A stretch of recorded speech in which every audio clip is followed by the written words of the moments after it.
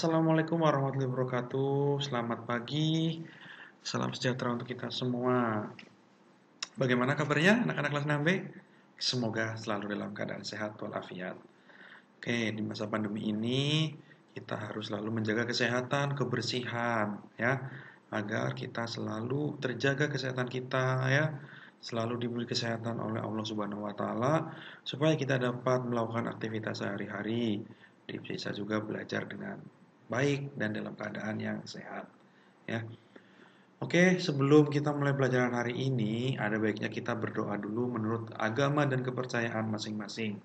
Berdoa dipersilahkan. Berdoa selesai. Oke, materi pada hari ini adalah tema 4 dengan tema globalisasi. Ya. Nah,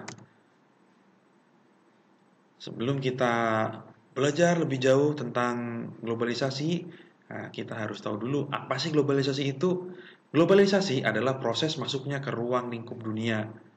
Ya, jadi segala sesuatunya itu sudah bisa dilakukan oleh orang seluruh dunia. Dalam artian seperti ini, segala sesuatunya itu sudah mencakup orang-orang di seluruh dunia. Misal, alat komunikasi dulunya itu hanya bisa surat antar satu orang, telepon dengan orang yang terdekat. Sekarang dari mana saja, kapan saja sudah bisa dari belahan dunia manapun.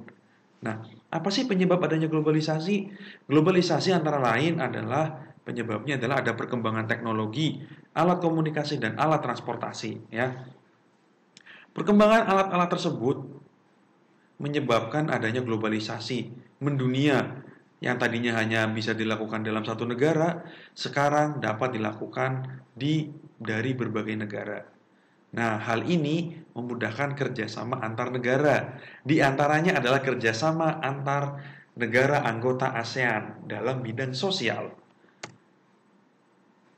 Nah, apa sih yang menjadi faktor kerjasama negara-negara anggota ASEAN? Nah, mereka itu, negara-negara ASEAN, bekerja sama didasari oleh beberapa hal. Yang pertama, adanya sumber daya alam. Yang kedua, berada di wilayah yang sama, yaitu Asia Tenggara. Yang ketiga, yaitu ilmu pengetahuan dan teknologi. Ya, jadi tiga faktor itulah yang menjadi faktor atau terjadinya kerjasama antar negara-negara anggota ASEAN.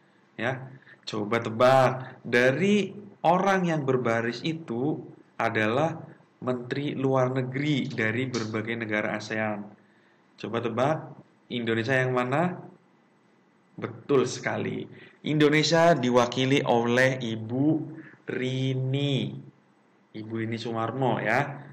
Yaitu Menteri Luar Negeri Indonesia yang bajunya hijau. Nanti boleh dicari di internet. Menteri Luar Negeri Indonesia sekarang. Ibu Rini nanti ya. Yang rambutnya pendek. Oke, kita lanjut. Nah, kerjasama negara-negara anggota ASEAN dalam bidang sosial yaitu antara lain ada penanggulangan bencana alam, meningkatkan kesejahteraan sosial dan pembangunan, melindungi hak-hak dan keadilan sosial penduduk negara-negara ASEAN, meningkatkan kualitas sarana, kesehatan, meningkatkan perlindungan sosial kepada seluruh negara ASEAN ya. Jadi misal ada bencana alam ya, itu negara-negara ASEAN saling gotong royong dan membantu, bisa dalam mengirimkan bantuan makanan, pakaian bersih ataupun mengirimkan relawan-relawan.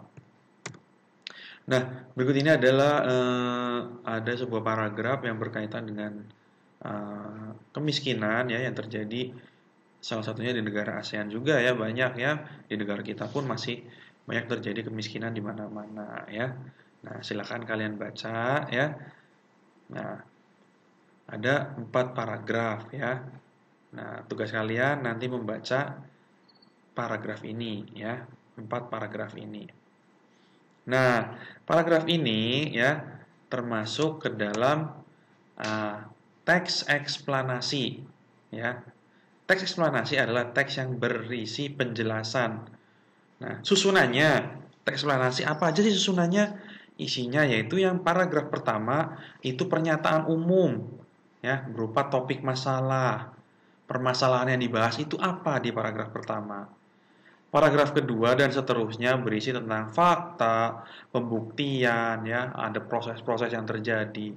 Nah, paragraf ketiga berisi kesimpulan, ya, berisi simpulan. Ada juga pesan-pesan dan kesan, ya. Nah, tugas kalian nanti paragraf tersebut, ya, kalian tentukan mana yang termasuk eh, pernyataan umumnya, yang fakta dan pembuktiannya yang mana, ya, dan simpulannya yang mana. Nah, kemudian terkait dengan globalisasi, itu berkaitan dengan juga kemajuan teknologi, terutama pada energi listrik, ya. Energi listrik sekarang sangat maju. Bahkan sekarang energi listrik itu ada yang berasal dari energi matahari, yaitu solar cell, ya.